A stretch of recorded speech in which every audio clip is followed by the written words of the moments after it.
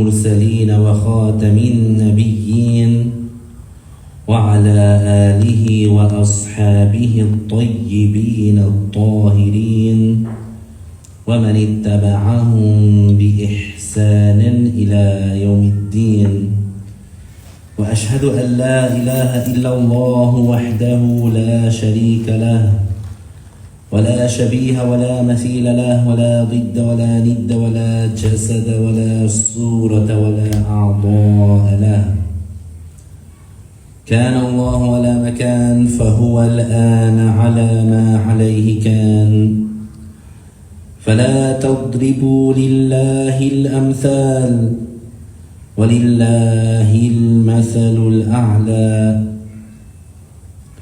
تنزه ربي عن الجلوس والقعود وعن الحركة والسكون وعن الاتصال والانفصال. لا يحل فيه شيء ولا ينحل منه شيء ولا يحل هو في شيء، لأنه ليس كمثله شيء. مهما تصورت ببالك فالله لا يشبه ذلك. ومن وصف الله بمعنى من معاني البشر فقد كفر. وأشهد أن سيدنا وعظيمنا وقائدنا وقرة أعيننا محمدا عبد الله ورسوله ونبيه وصفيه وحبيبه وخليله، أرسله الله هدى ورحمة للعالمين، هاديا ومبشرا ونذيرا وداعيا إلى الله بإذنه سراجا وهاجا وقمرا منيرا. اللهم صل وسلم وأعظم وأنعم وأكرم على هذا النبي الكريم سيدنا محمد خاتم النبيين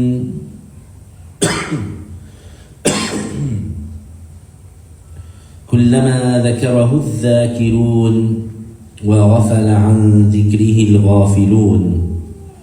الصلاة والسلام عليك يا سيدي يا رسول الله. الصلاة والسلام عليك يا سيدي يا حبيب الله. الصلاة والسلام عليك يا سيدي يا عظيم الجاه.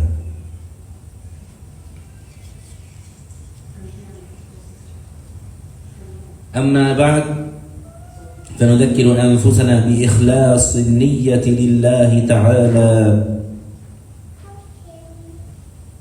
I praise Allah, I glorify Him, and I thank Him for all the blessings that He gives,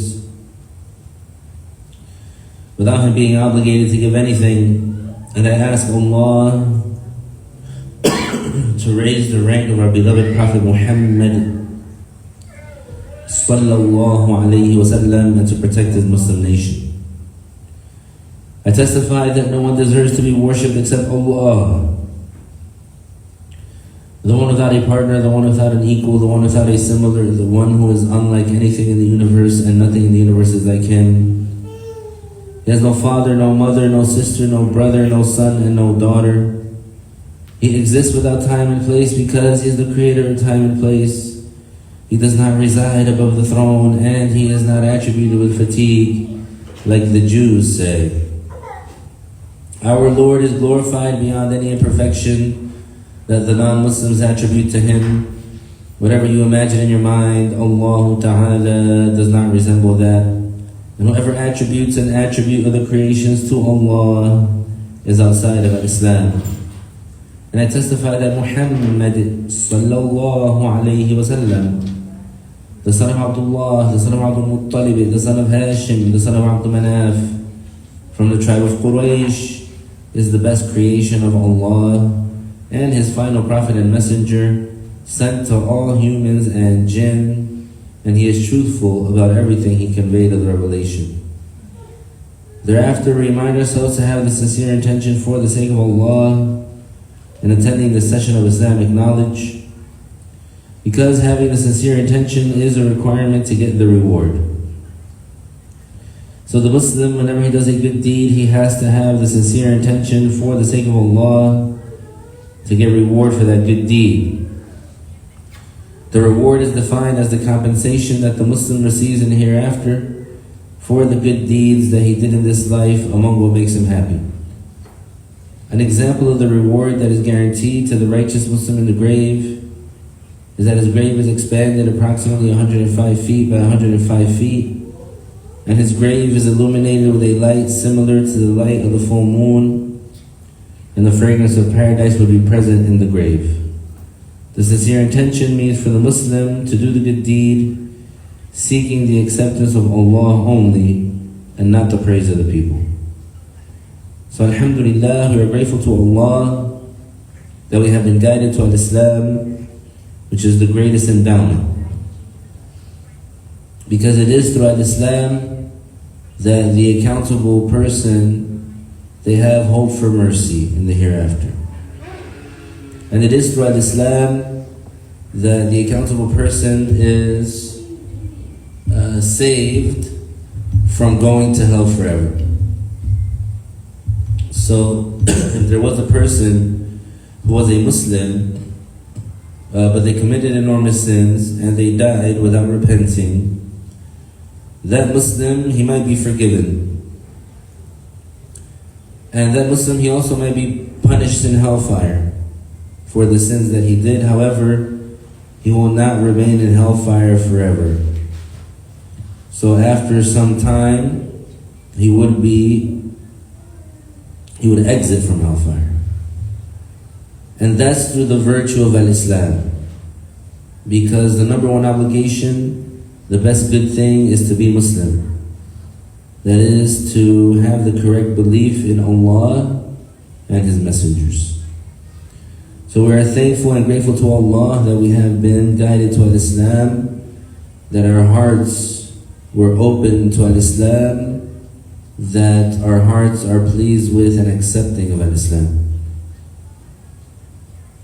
And we are grateful and thankful to Allah that we have been guided to have access to the authentic teachings of Ahlus Sunnati wal Jama'ah with a connected chain leading back to the Prophet sallallahu alaihi wasallam.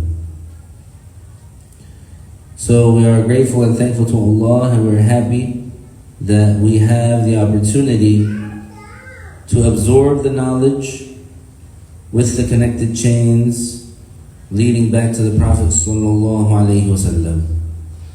Because that is the only way that the Muslim can be sure that he is implementing the rules of the religion properly.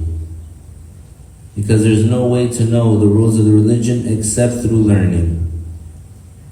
So if the person does not learn, or if he takes his information from non-credible sources, then he cannot be sure that he's doing the deed correctly, and 9 times out of 10 is not doing the deed correctly, and this leads to many negative issues.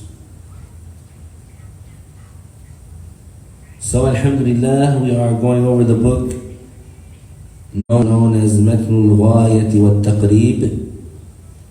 It is a famous book in the Islamic law according to the school of thought of Al-Imam al-Shafi'i radiyallahu anhu.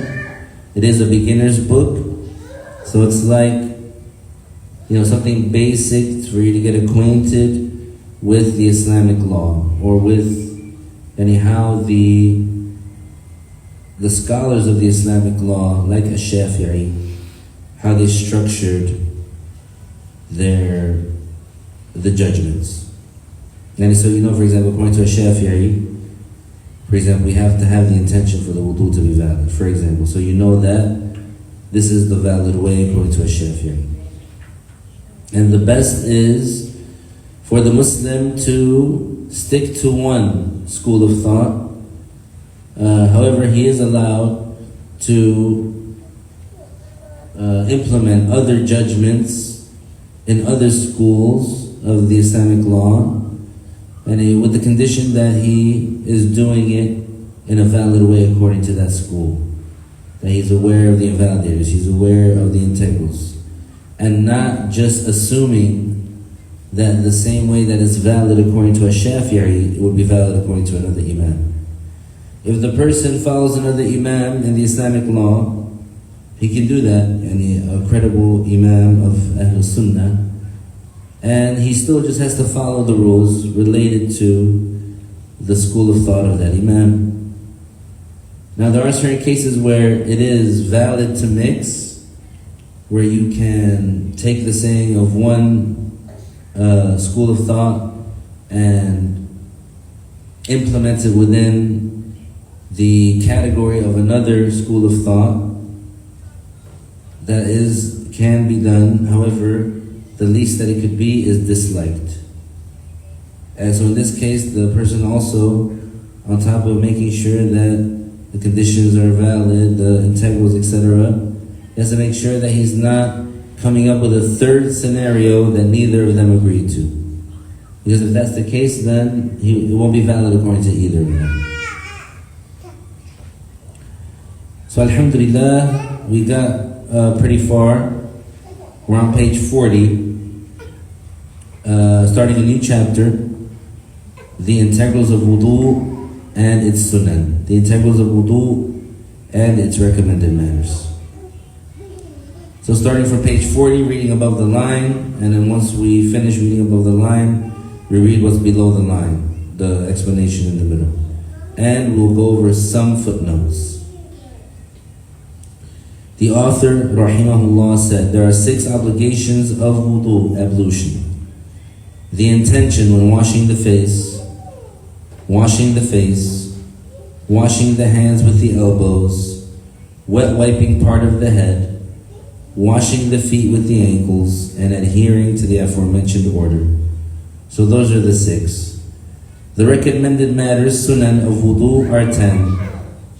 The tasmiyah, which means saying Bismillah, washing the hands before inserting them in the container, rinsing the mouth and sniffing the water, wiping all of the head, wiping the front and back of the ears with new water, putting the fingers through the thick beard, going with the finger between the digits of the hands and feet, starting with the right side before the left, doing the acts of purification 3 times each, and performing the acts in succession. So that right there covers the Matn. Now we're going to read below the line. This is like an explanation of that. The author said, this chapter pertains to the integrals of wudu. Linguistically, wudu means to use water to wash specific organs of the body. Religiously, wudu means to use water to wash specific parts of the body with a specific intention. So this is the religious definition of wudu.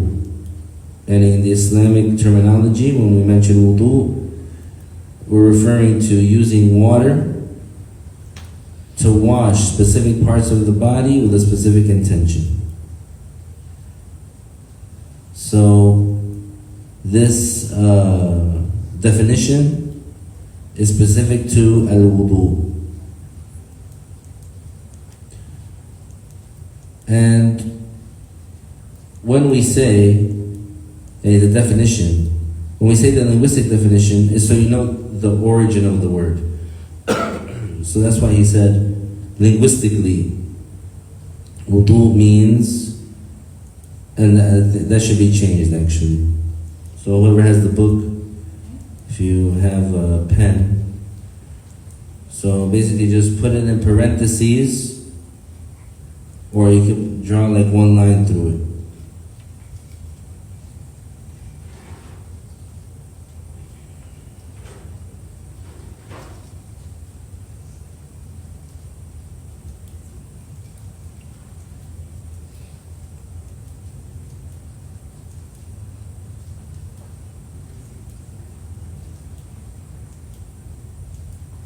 we just put it in parentheses for now.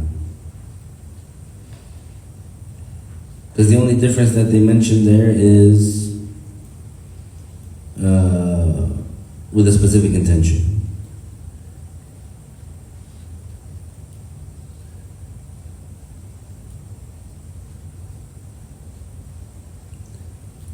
So he just put on the side, wudu is the name of the action. The name of the action of doing wudu.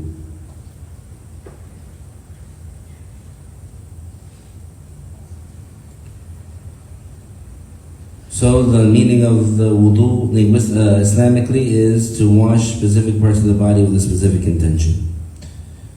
Then the author said, as for wudu with a fatha on the waw, it is the water which is used to perform wudu. So they just mentioned that because in Arabic, like if you see the two words together without any inflections, without any dhamma, kasra or fatha, they look exactly the same. But in pronunciation, if you want to talk about the water that you use to make wudu with, you call that wudu with a fatha on the waw.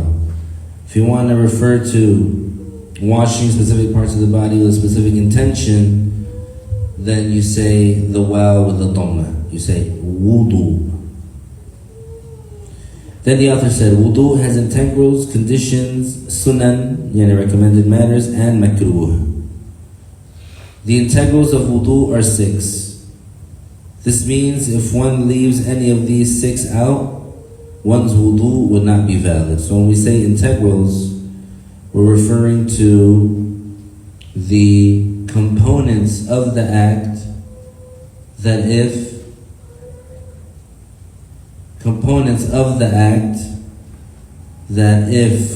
the person did not do it,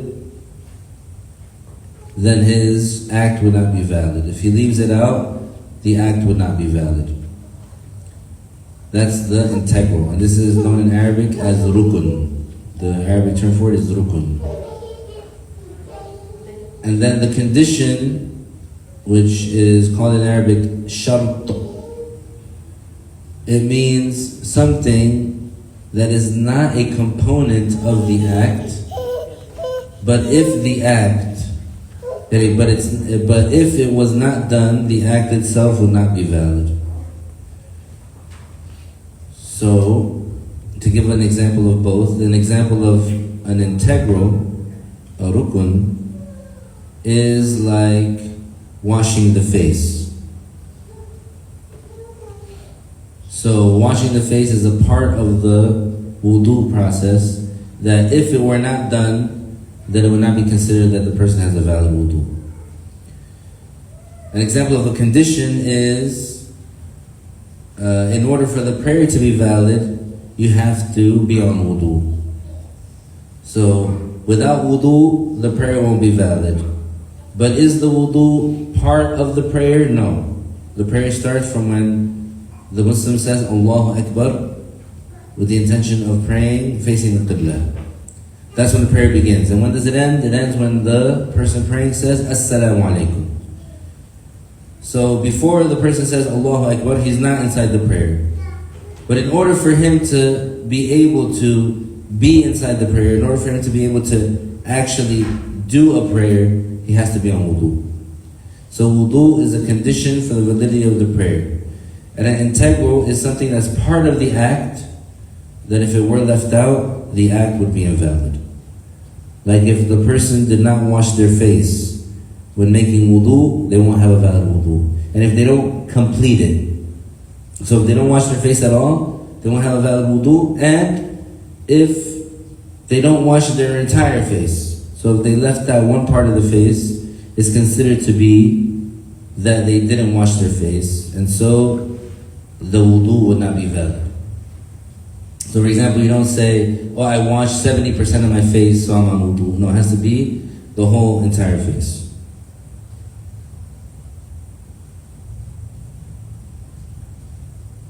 Page 41.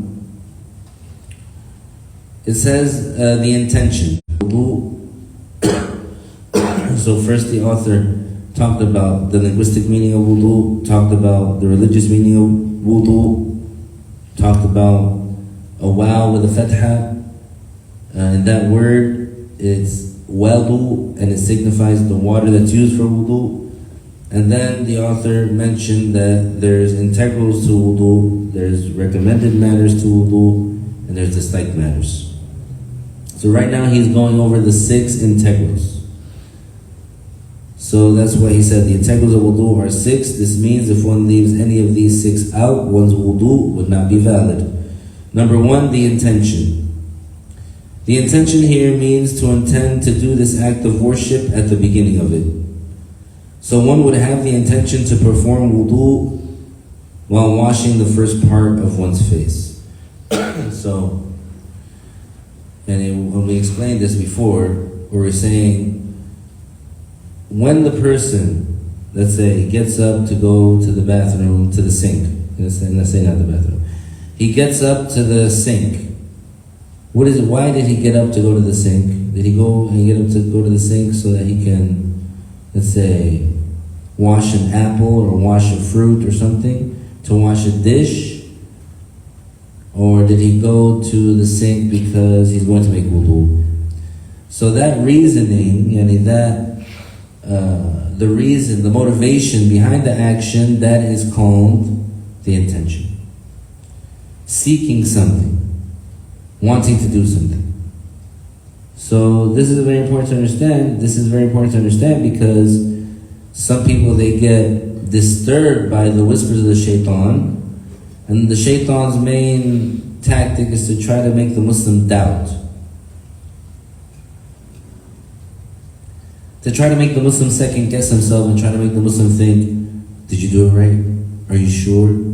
Did you do this? Did you do that? To try to make the Muslim feel like he's missing something. So, in one of those instances, one of those situations where many people, they become entangled with the shaitan, with the whispers of the shaitan, is in the matter of the intention. So you would find someone, for example, they're about to make wudu, and then they splash the water on their face, and they think they didn't have the intention. So when they do it again, and they think they didn't have the intention, so when they do it again, and then they think they didn't have the intention, so they do it again, and they think they didn't have the intention. So this makes the person, number 1, lose the reward, because he's washing his face more than 3 times. Number 2, it makes the person anxious, it makes the person disturbed. The person won't feel the sweetness of worshiping Allah and obeying Allah, because he's just thinking, did I do it right? Did I mess up? Etc. I didn't have the intention.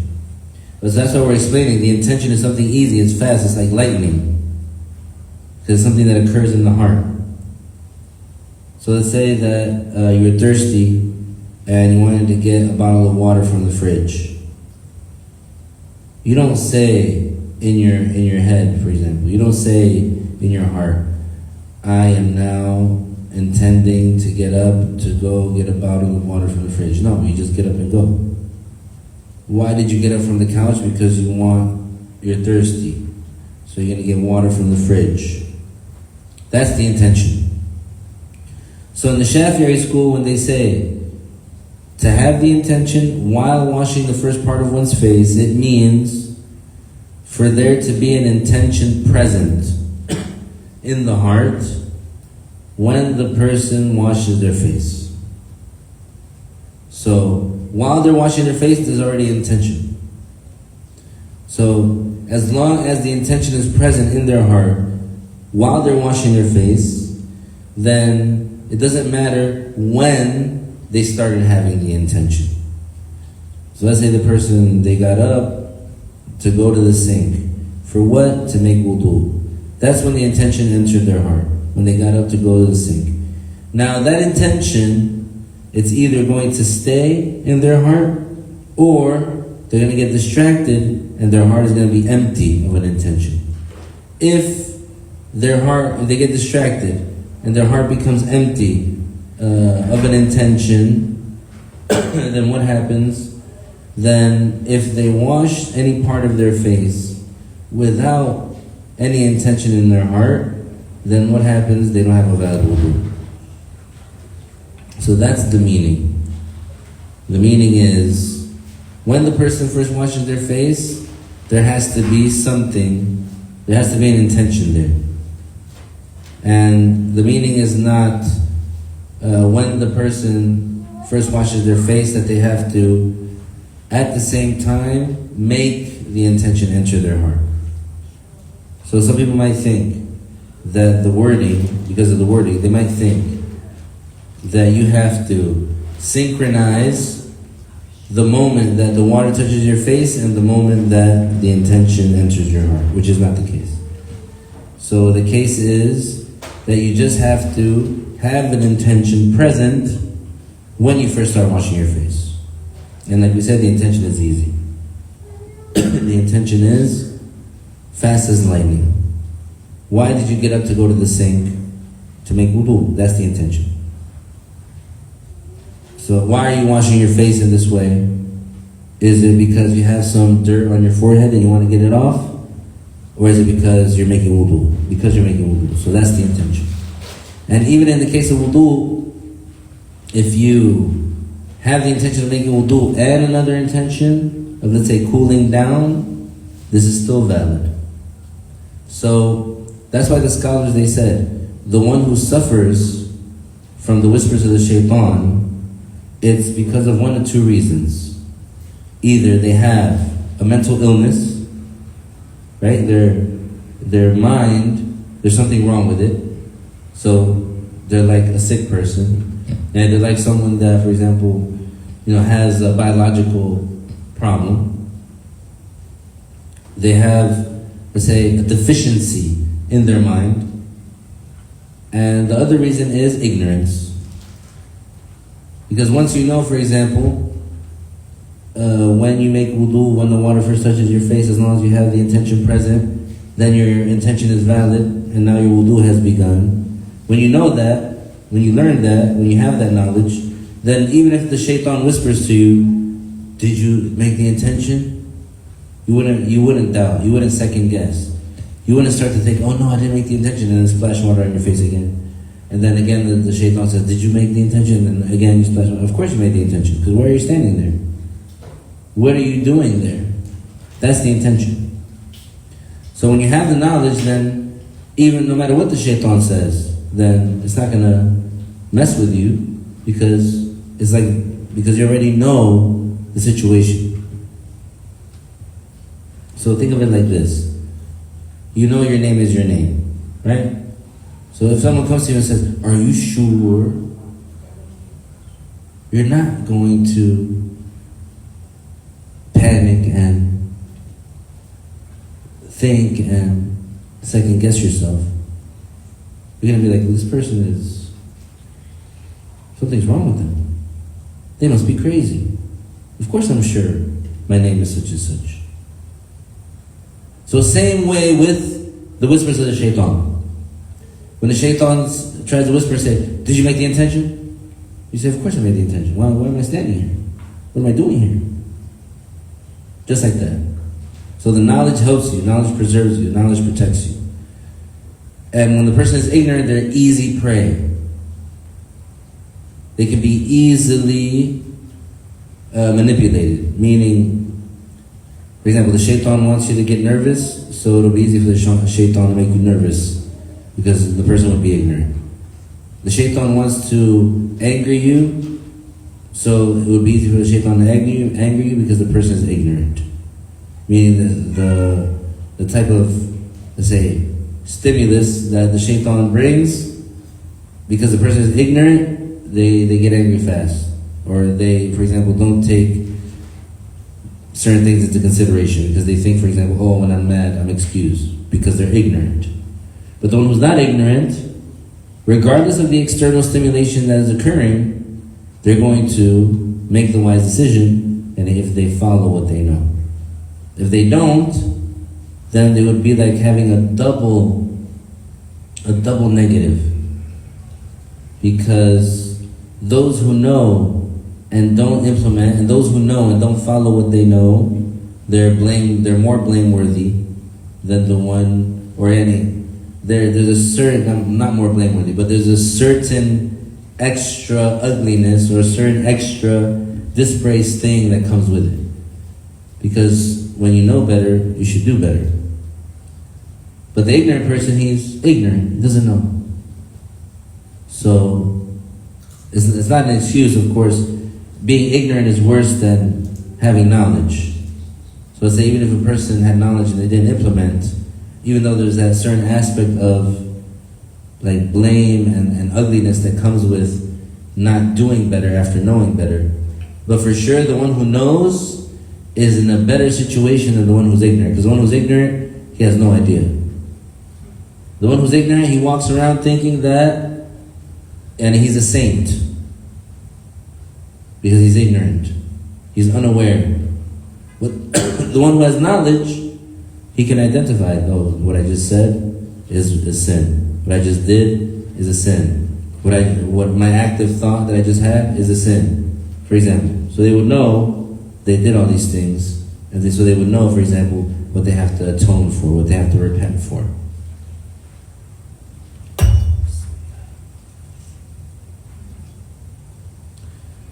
So we're on page 41, and we're on the third line, and near the end of the third line at the beginning of the sentence. The author said, hence, if one washed a part of one's face without the intention, one needs to repeat washing that part.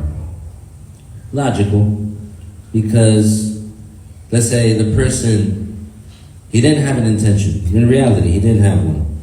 And he started washing his face. And then he decided, okay, you know what? I'm going to make wudu now. That part that he washed before he had the intention, in order for it to be counted for his wudu, has to be washed again, with the intention of wudu. Because, like we said, according to Imam Shafi'i, the intention is an integral of the wudu. And it's a component, it's a part of the act, without which the act would be invalid.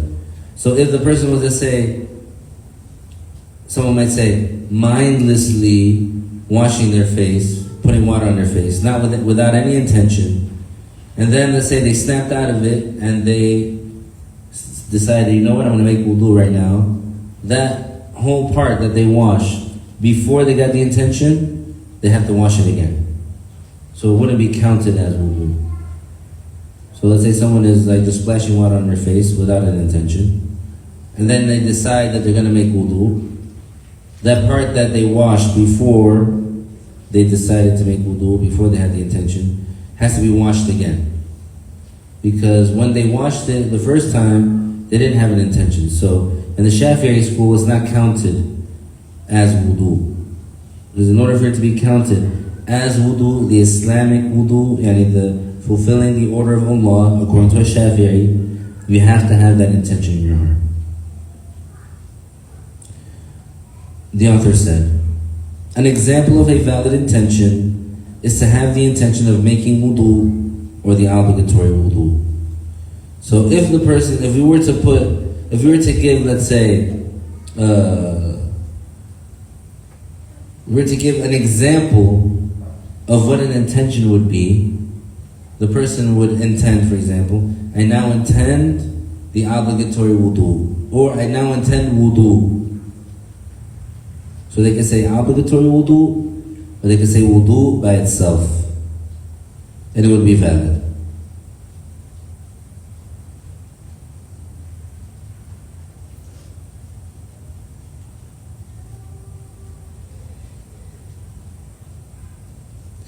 Now, an important thing to mention here is that for the validity of the act, you have to have the intention, like while washing the first part of the face. But then after that, right, so let's say the person had the intention, they started to washing their face, so now their wudu has begun, right?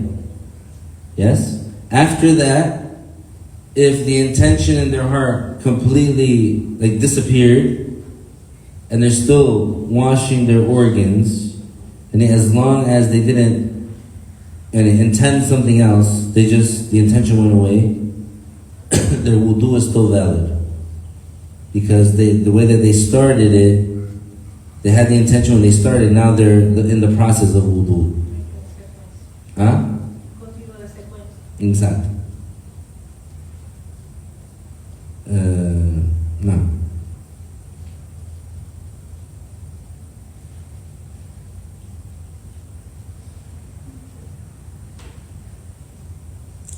But, however, it is good and recommended to be conscious and aware of the intention throughout the whole act.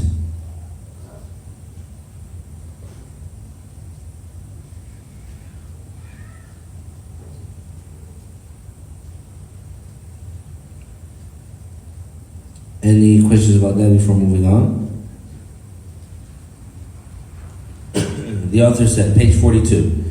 Also, if one has the intention to make this act, so it would be permissible to do something which requires wudu, like tawaf, and so while washing one's face, one intends in one's heart, I am doing this so it would be permissible for me to go around the Kaaba. It is valid even if one is not near the Kaaba. Also, if one has the intention to make wudu and to cool off at the same time, it is still valid. It is not a condition to pronounce the intention with one's tongue. It is enough to have it in the heart. However, it is sunnah. It helps one to have the intention in one's heart. So different cases here.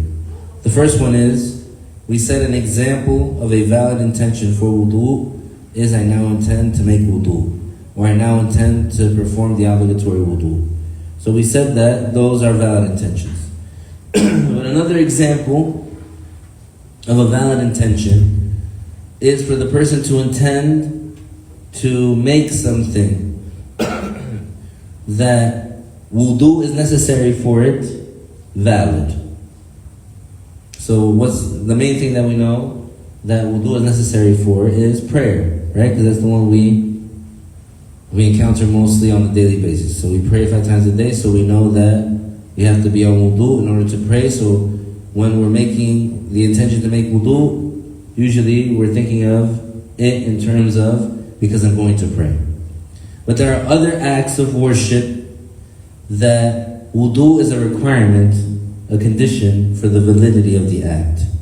Like tawaf.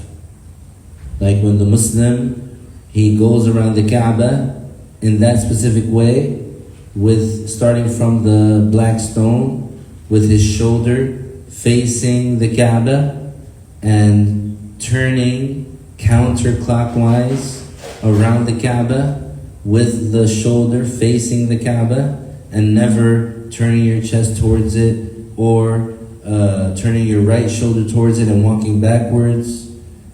So only in that specific manner. This is called tawaf. Now it's an independent act of worship that can be done during the Hajj and outside of the Hajj, during Umrah and outside of the Umrah. So if you happen to live, let's say in Mecca, and you happen to live next to or close to the Masjid al-Haram, then you can make tawaf every day. Yeah, mashallah, you go pray.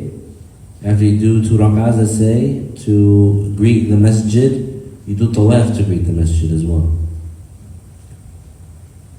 Or you greet the masjid with tawaf, then you pray 2 rak'ahs, etc. It's an act of worship, and you can walk, and you can talk, you can have like the speech of people, but it's recommended to spend the time that you're walking around the Kaaba, saying dhikr, reciting Quran, making supplication. So in order to do that, you have to be on purification. So if you have a minor ritual impurity, then you have to make wudu in order to lift it. If you have a major ritual impurity, you have to make ghusl in order to lift it. So if the person were to intend, I am doing this so it would be permissible for me to make tawaf, right? It would be a valid intention for wudu.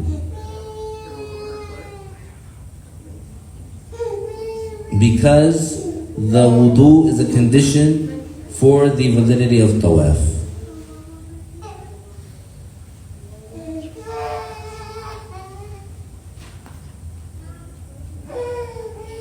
What's another example? This is a pop quiz. Let's see who's got their knowledge, who's reviewing their knowledge. We mentioned that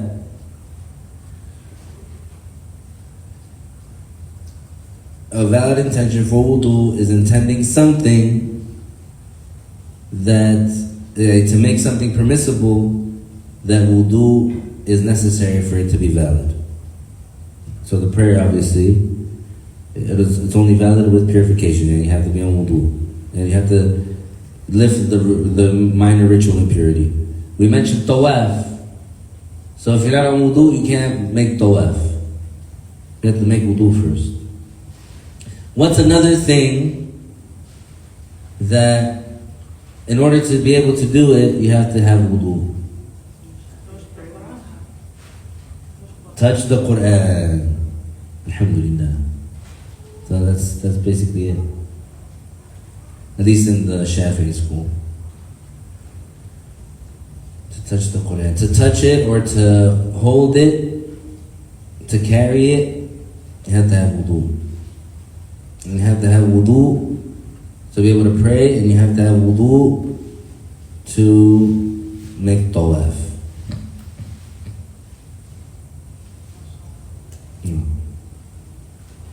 So if the person were to make wudu with the intention of, I am now making wudu, or I'm now doing this washing, this specific act of washing, so it would be permissible for me to touch and carry the Quran. So that's a valid intention for wudu.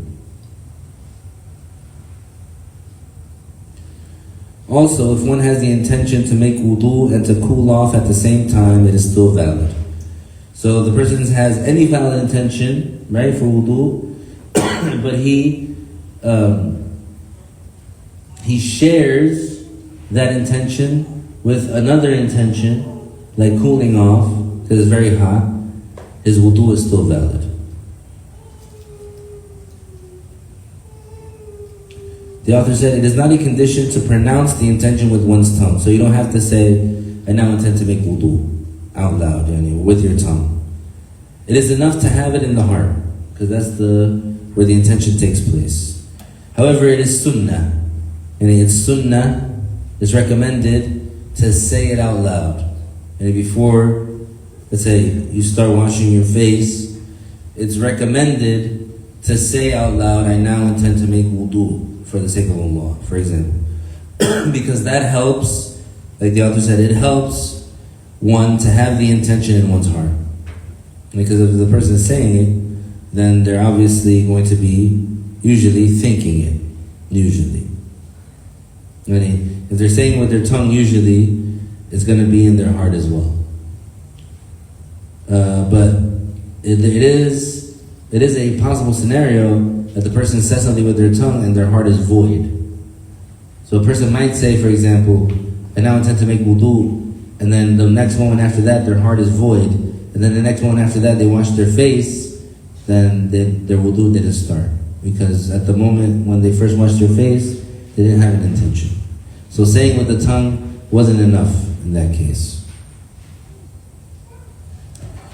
Any questions about the intention before moving on to the second integral wudu, which is washing the face?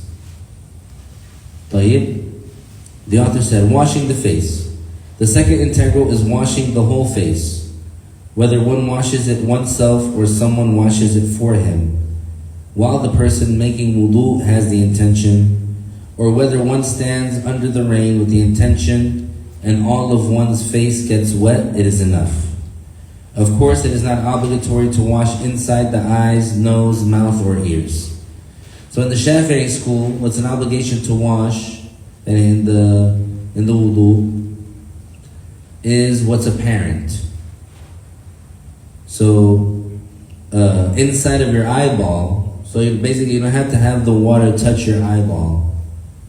It just has to wash the apparent parts of your body. The water doesn't have to go inside of your nose. You You don't have to make sure that the water goes inside of your mouth. You don't have to make sure that the water goes inside of your ears.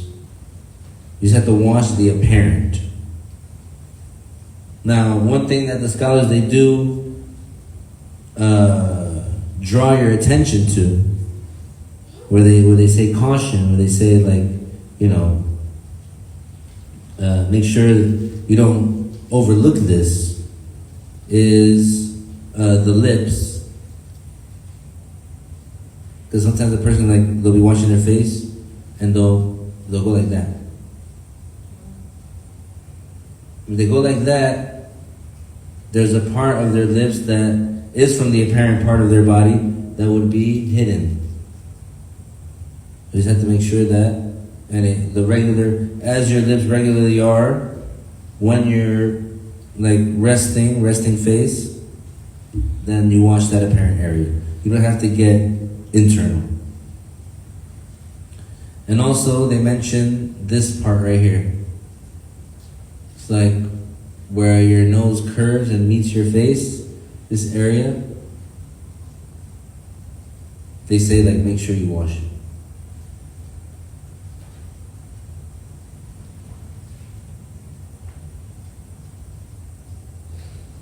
The author said, the face starts from the normal hairline down to the chin. So the normal hairline means where normally the hair grows from. So they say normally because it's possible that a person might have no hair. They're bald.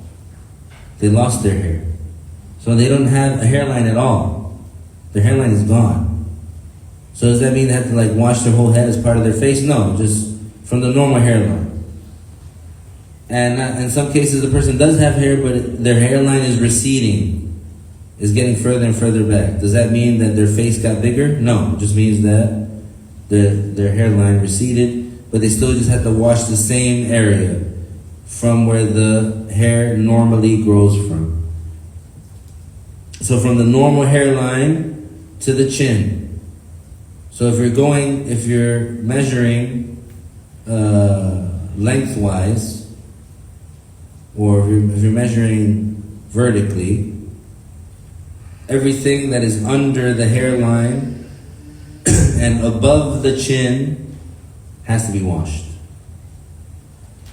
So that means that area from the chin to, let's say, the neck and the throat, this area, like right under your chin, this area, does not have to be washed.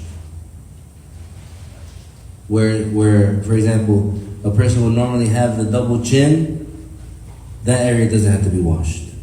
Just up to the chin. So that's vertically. And the width is ear to ear. When they say ear to ear, they usually specify this organ, or this part of the ear, which is called the tragus. But it's where the ear connects to the head. So from here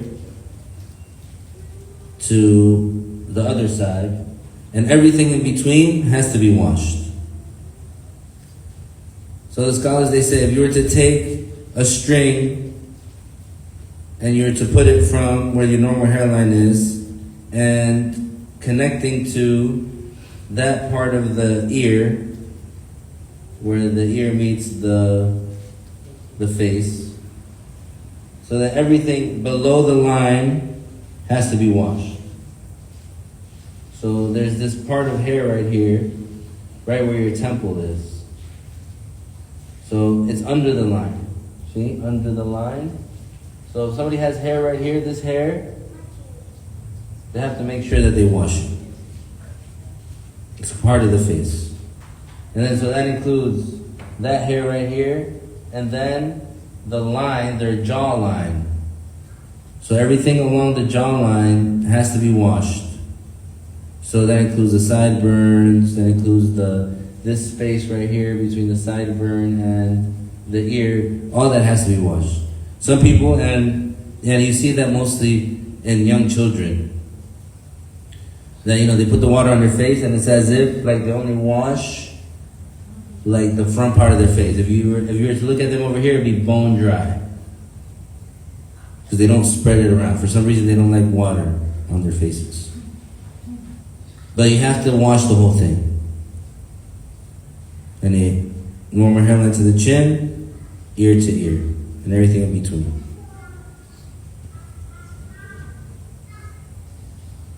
The ear itself is not part of the face. So the ear itself is not part of the face. So it doesn't have to be washed with the washing of the face. But one needs to wash a little part of the ear where it attaches to the face to be sure one included the whole face when washing. One needs to wash a little more beyond the face to be sure to wash the whole face. Now here, the author, what are they talking about? What are they mentioning? This is a rule in the Islamic law. It's a general rule which says whatever is needed for the obligation to be completed is an obligation.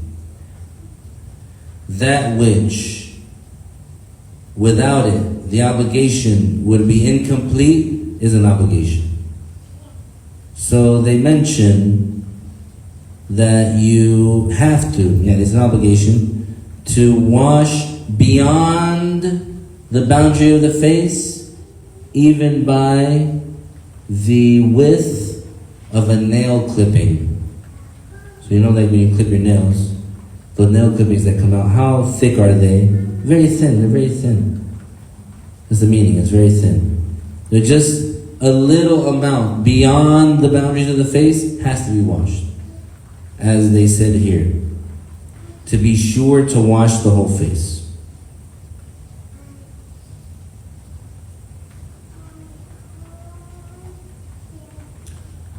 The author said the empty area between the sideburn and ears is a part of the face, and we talked about that.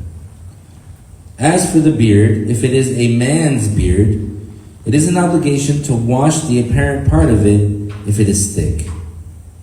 So there is an exception to washing the face for who? For the man with the thick beard. So if it's a woman with a thick beard, she still has to make sure that the water reaches her skin. If it's a man with a thin beard, he still has to make sure that the water reaches his skin. Only the man with a thick beard, he has the option. And he's not obligated to make the water touch his skin. It's enough that he washes it, just the surface. So if he has a thick beard, he's going to wash the surface of his beard. And that would be enough. Even if under his beard, under the hair, the skin is dry. But it's recommended, as they're going to mention, it's recommended for the man with a thick beard to make the water go in.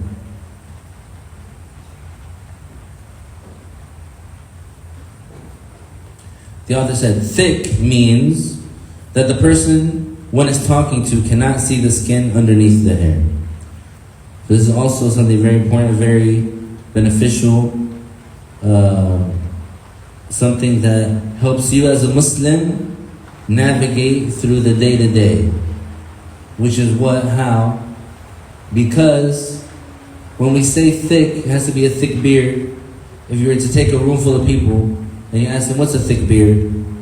One is going to say, whatever. And then another one's going to say another thing. Another one's going to say another thing.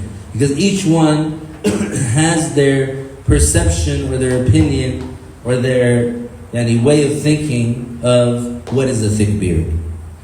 So one would say, this is a thick beard. The other one would say, no, I disagree, it's not a thick beard. So what's the standard by which you judge? The religious standard. So what does the religion say? It says, what's considered thick is if you're talking to them, you're having a conversation with them, can you see the skin under their hair? Can you see the skin of their cheek, let's say, under the hair that's growing on their cheek?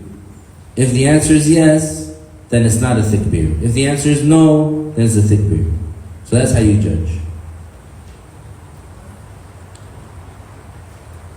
If it is not thick, then what should be washed is the outside and inside, that is, i.e. hair and skin.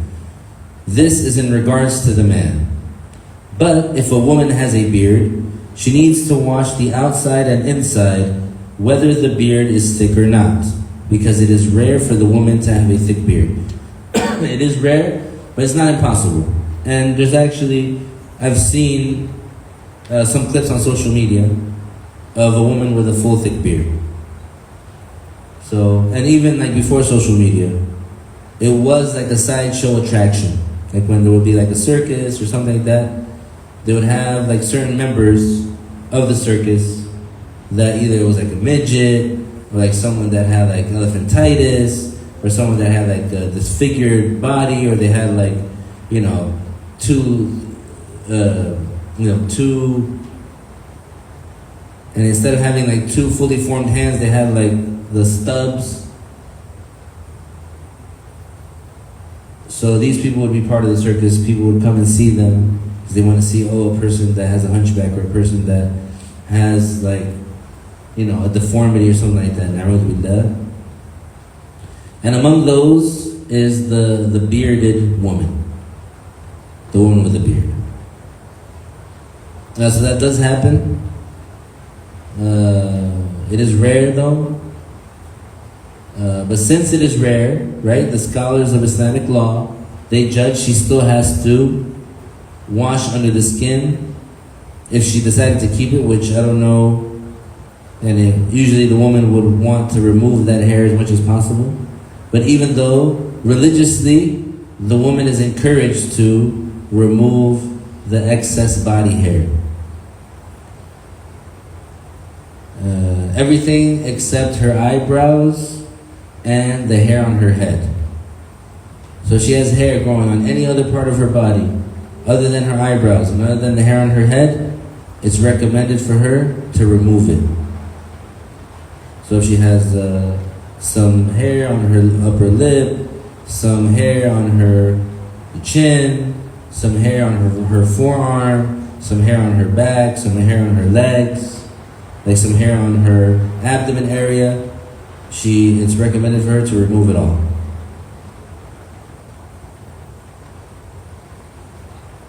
So because of that, because the woman is encouraged to remove it, if she decides to go against what's encouraged, then she wouldn't be excused from, let's say, not washing the skin under her thick beard, because she's supposed to take it off anyways.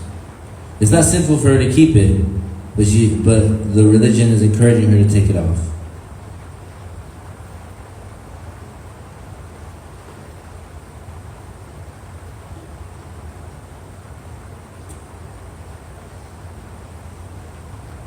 Any questions about that before moving on to page 43? The third integral. Washing the hands, forearms, including the elbows. It is an obligation to wash one's hands from the tip of the finger up to and including the elbow. The elbow is where the bones of the arm meet the bones of the upper arm. So you see to what extent the scholars of the Islamic law, they're precise. Like they don't just say, the elbow, everybody knows what the elbow is. No, they tell you exactly what it is. It's the place where the bone of the upper arm meets the bone of the lower arm. And of course, those have technical names in what they call science. I just don't know them. So that means that the person, in order to make wudu, they have to wash that whole part, from the tips of their fingers, including the elbow. So they can't, for example, leave out the elbow, and they have to make sure to wash the entire elbow. And so that means that they have to add a little amount, like we said, like the amount of a nail clipping, to ensure that they wash the entire elbow, because whatever is needed for the obligation to be completed is itself an obligation.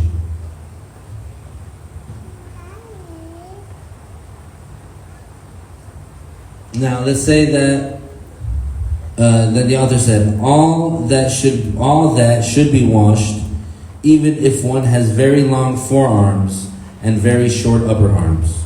So let's say the person, their forearms, this part was very long and this part was very, very short. They still have to wash the whole length of it, and including the elbow. If one does not have elbows because of a defect, then one washes up to the place where a normal person with the same size of arms washes to. It's like I'm telling you, the Islamic law, they mention so many things sometimes that you wouldn't even think about. Because the scholars of Islam, they go to that extent. And because also it's needed. And this shows the perfection of Islam. Because we say, in order for the person to have wudu, to be able to pray, then they have to have the intention, wash their face, wash their arms, including the elbows, wipe their head, wash their feet, and follow that order. So, if a person doesn't have the elbow, what do they do? Where are you going to get the answer from? You can't just say, oh, whatever, he doesn't have one, so don't think about it or just decide something on your own. No, you have to know. What is the proper step? And the only way to know is by learning. So this is why the arrogant people, they're not successful, because in order to learn, there's a certain degree of humbling yourself that you have to do. Because you have to acknowledge that, and you have to get this information, absorb this information. You can't just let your ego handle it on its own. The author said, if one has a sixth finger, one has to wash it too. So again, and there are people still alive on earth today that have 6 fingers. Like it's not like a myth or a fable or like something that we've never seen. No, some people have 6 fingers. And some people only have 4. So it could vary, but in this case, it's an extra part. So that part, what do we do with it? You wash it for the wudu.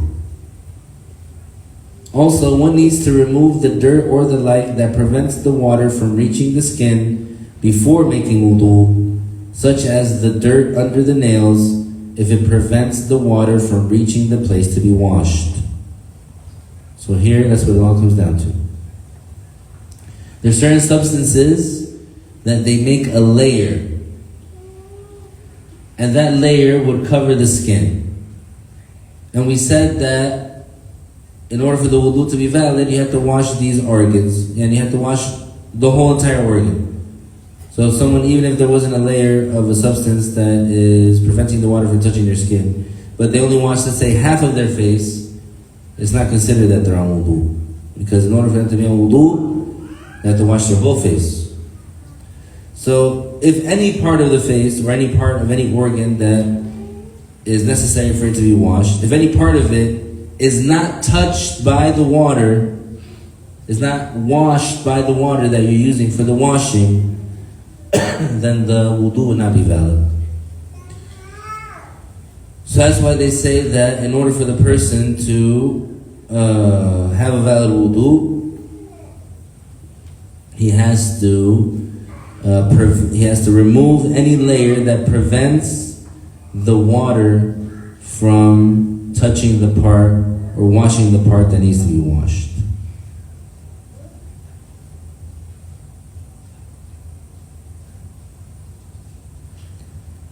So basically what happens is that whatever the person was doing, like if there was mud, let's say mud, under their fingernails, and then it was, like their nails were long enough to the extent where that mud is covering a part of their hand, an apparent part of their hand that is required to be washed in wudu, So that means they have to remove the dirt before they do the integral. Because if they try to wash, let's say their hand, while that dirt is there, then what happens? The water is not going to reach that part of the skin. And so the wudu would not be valid.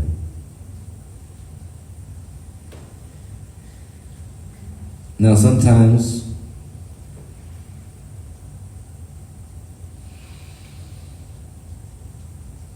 and there would be, like, let's say, some dirt or residue or something under the nails, but it doesn't form a layer which stops the water from touching the skin.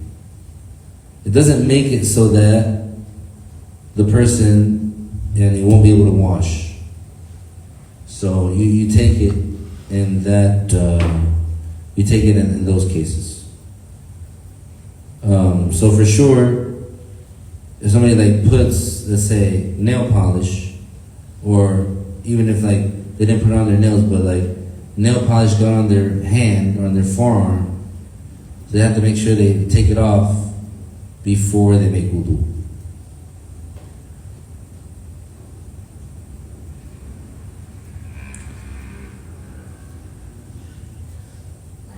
And Allah Ta'ala knows best. We'll stop there.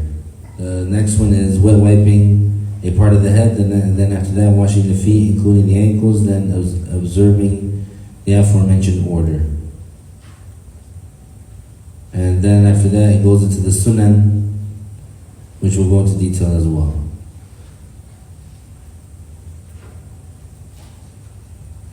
So we stopped at page 43, second paragraph. Does anybody have any questions about anything? طيب نهلل لا إله إلا الله اللهم صل على سيدنا محمد وعلى آله وصحبه وسلم رب اغفر لي وللمؤمنين والمؤمنات بارك الله فيكم السلام عليكم